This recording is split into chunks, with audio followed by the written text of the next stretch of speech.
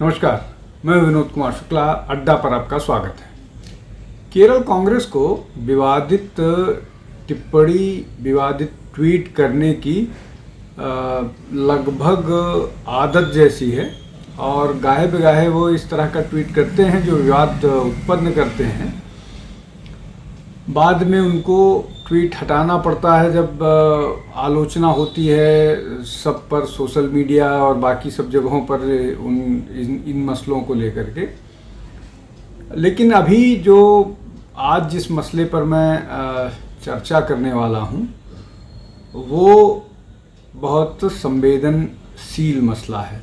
केरल कांग्रेस ने आज B alphabet को, अंग्रेजी के बी अल्फ़ाबेट को बिहारी और बीड़ी से जोड़ा है, चूँकि बीड़ी पर जीएसटी कम किया गया है, 5% किया गया है घटा करके।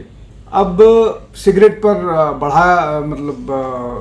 बरकरार रखा गया है। अब इसमें दो एस्पेक्ट हैं। एक तो ये कि बीड़ी जो है वो का सेवन गरीब मजदूर वर्ग या इस तरह के लोग करते हैं, एक बात। दूसरा ये कि बीड़ी सिगरेट से कम हार्मफुल है, दूसरी बात। तीसरी बात जो जिसके कारण ये चर्चा कर रहा हूँ वो ये कि शायद केरल कांग्रेस जो है वो बीड़ी को इसलिए कि वो गरीबों के द्वारा सेवन किया जाता है उसको बिहार से जोड़ने की कोशिश की, इसलिए कि बिहार को लेकर के लंबे समय से दक्षिण से बहुत इस तरह की आवाज़ें उठती रही हैं जो बिहार के सम्मान के खिलाफ रही हैं। जैसे बिहार से लोग पानी पूरी बेचने आते हैं, जैसे बिहारी लोग जो हैं वो टॉयलेट क्लीनर हैं, ये डीएमके के लोग बोलते रहे हैं। बाकी केरल के भी कई नेता बोलते रहे हैं और तेलंगाना के जो मुख्यमंत्री हैं रेवंत रेड्डी, उन्होंने तो बिहार के लोगों के डीएनए को भी प्रश्न चिन्ह किया था। अब मैं इन लोगों का नाम क्यों ले रहा हूँ? इन लोगों का नाम इसलिए ले रहा हूँ कि अभी जब राहुल गांधी ने वोटर अधिकार यात्रा अपनी निकाली थी बिहार में, उस वोटर अधिकार यात्रा में इन लोगों को शामिल किया गया था। रेवंत रेड्डी भी पहुंचे थे और एमके स्टालिन भी पहुंचे हुए थे, और दोनों की पार्टी न केवल बिहार रेवंत रेड्डी ने तो खुद बात कही थी, लेकिन डीएमके के बाकी और नेताओं ने कही थी। और तो और इनमें से जो डीएमके है वो हिंदुत्व की या जो हिंदू रिलीजन, फेथ, गॉडेसेस हैं, उनके बारे में भी इस तरह की बातें करती रही हैं जो हिंदू सेंटिमेंट को हर्ट करता रहा है। अब ये जो जीएसटी को लेकर के बात कही जा रही है, इसको समझने की कोशिश करते हैं कि ये मसला क्या है।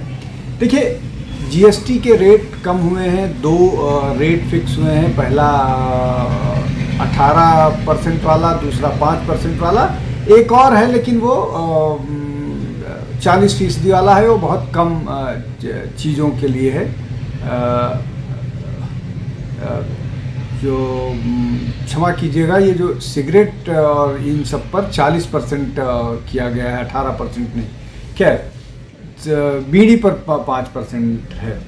अब बात करते हैं कि ये जो जीएसटी को लेकर के जो चीज़ें निकल करके सामने आई हैं, इसको चूँकि प्रधानमंत्री ने बात कही थी इसकी, और इसको दीपावली के आसपास इसको अनवेल करना था।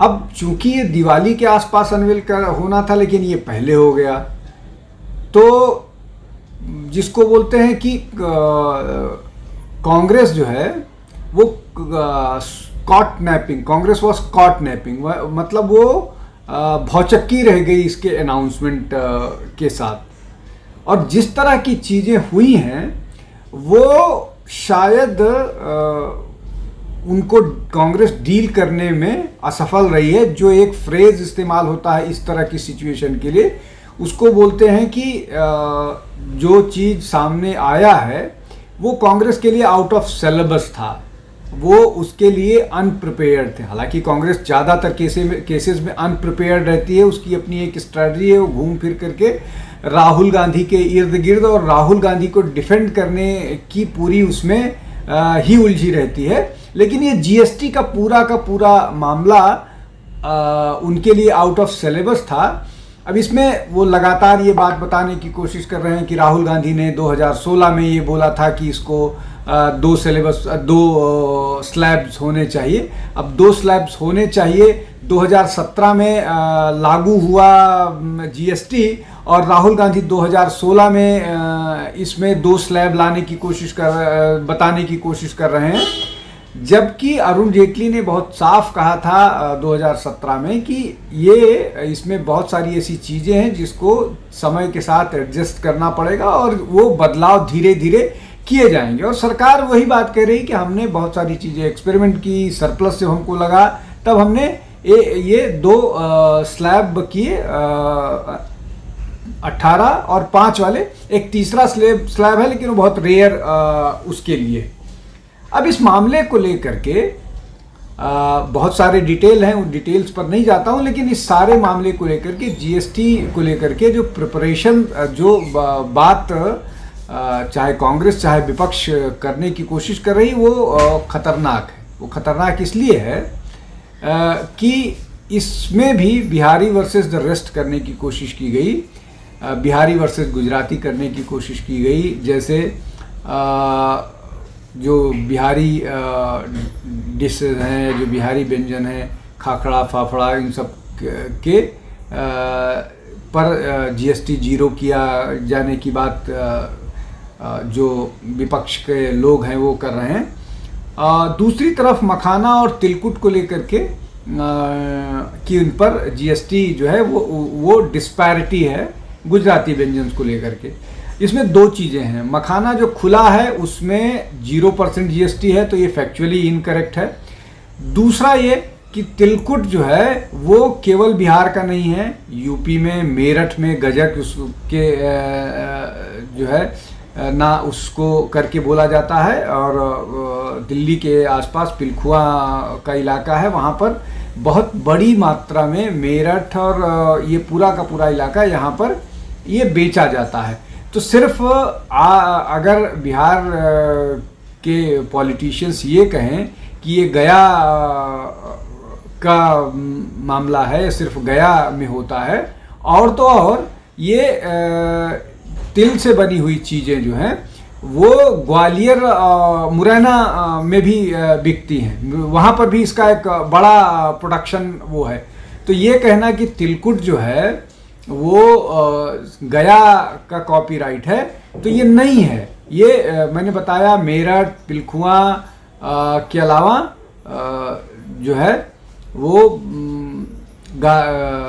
ग्वालियर और उसके मुरैना विशेष रूप से वहाँ इसका बढ़िया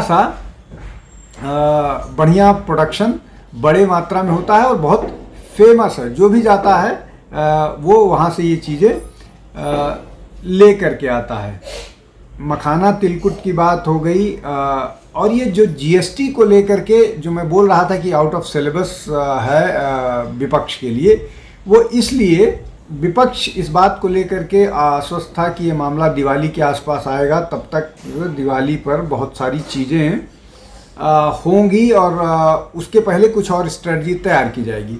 लेकिन जिस तरह से ट्रंप भारत में पॉलिटिक्स ट्रंप जिस तरह से भारत की राजनीति के हिसाब से बहुत सारे मूव करते हुए दिख रहे हैं, या ट्रंप के मूव को भारतीय राजनीतिज्ञ जो हैं विपक्ष वाले वो इस्तेमाल करते दिख रहे हैं, अगर उस दृष्टि से देखें तो जो टैरिफ भारत पर इम्पोज किया गया है उसको कैसे भारत डील करेगा, इसलिए कि उसका फ़र्क पड़ेगा तो उसको डील करना पड़ेगा। हमारी इकोनॉमी तेज़ी से बढ़ रही है, हमको उस मोमेंटम को बना करके रखना होगा। अब पहले ये बता दें कि जो रिस्ट्रिक्शंस हैं उसमें उससे जो मतलब टैरिफ वाला मामला है उससे कितना फ़र्क पड़ने वाला है। इस बार का जो जीडीपी ग्रोथ आया है वो 7.8% है।